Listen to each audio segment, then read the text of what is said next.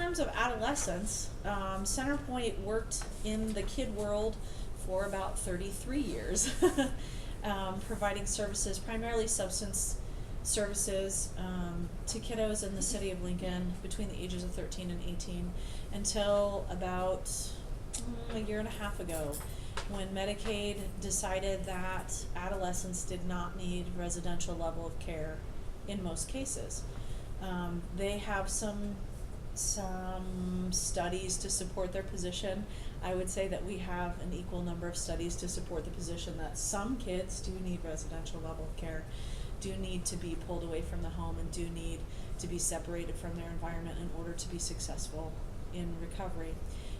Unfortunately, DHHS and the Medicaid system decided that their information was more relevant than ours, and they made some changes and really moved all the services really became more home-based in regards to the treatment that we provide. So they're sort of doing the foster care treatment philosophy.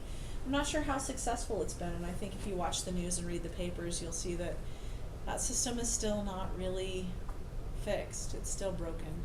And I think the state is continuing, and you may have more insight into that, continuing to struggle with how we deal with kids who need services.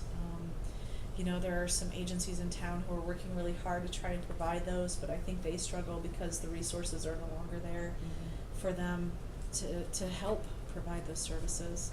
So we work with our intensive outpatient program with our adolescents, and we provide the transitions program for that transitional age group who are aging out of services, which the other interesting fact is when we look at our two residential programs, our adult residential program and our Touchstone program, we have traditionally the average age in those programs has been 38 in both programs, and then the last 6 months the average age has been 23, because there are so many 19-year-olds coming into services because they have nowhere else to go, and they haven't had services because there's no longer those services available to them. It's just really sad. It's really sad in the state of Nebraska right now for kids and families who have kids who are in need of care and service.